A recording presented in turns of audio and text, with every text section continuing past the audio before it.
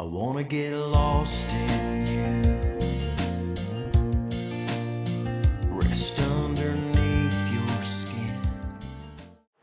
Hey, what's up guys? It's Hunter and I'm here with a very special guest, Elizabeth of MyWeddingDanceCoach.com. And in this video, we're going to talk about 3 tips to help you have the best or most successful first dance.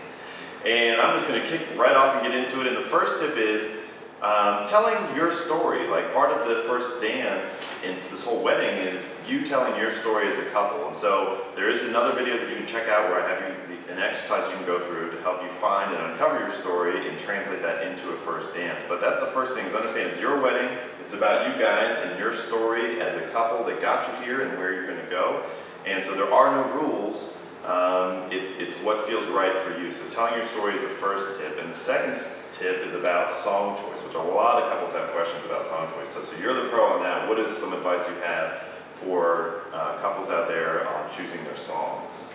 So your song choice is an awesome opportunity to customize your dance, to kind of express, the vibe that you're trying to portray at your wedding. Mm-hmm. So you can do a fast song if you want to kind of kick off your dance party. Right. You can do a surprise dance where you start off really slow and simple and then bust out into something quick like salsa or swing or country or whatever you want to do. You want to be aware of the length of the song. So we recommend keeping your song 3 to 3.5 minutes long. Yep.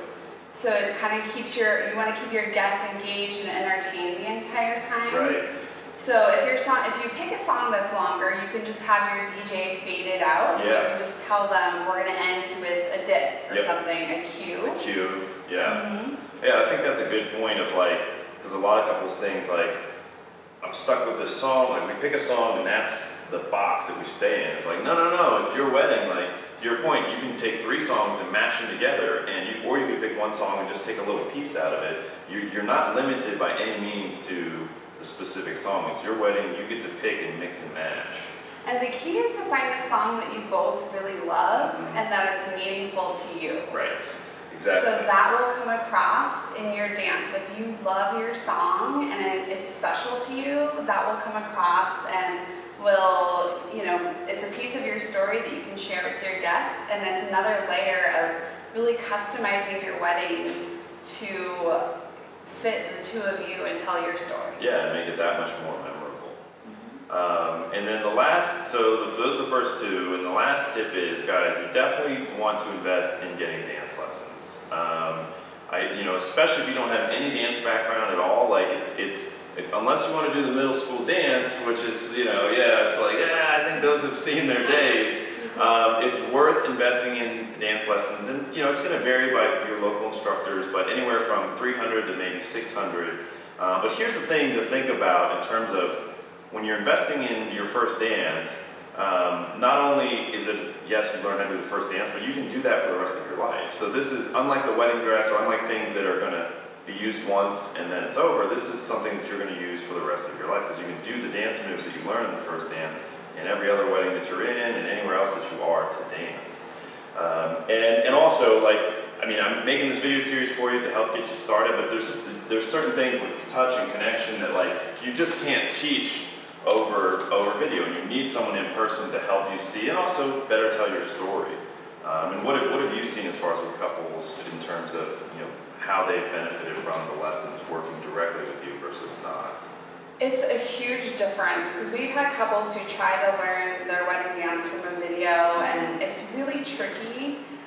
There's nothing like having a person to physically hold your hand and tell you to lift your shoulder and lower that, and it just really customizes everything to your skill level, and it meets you right where you're at. Right. And your confidence level just goes through the roof. Yes.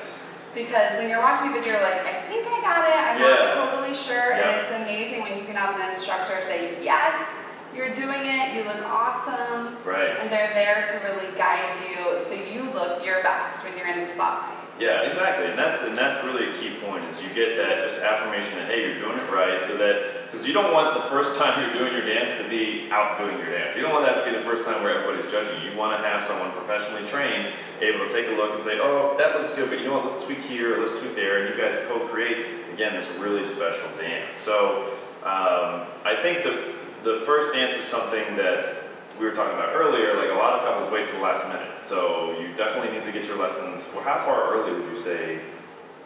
We recommend starting your lessons about 3 months before your wedding. Okay. So it's close enough to your wedding where it's fresh in your mind and your body.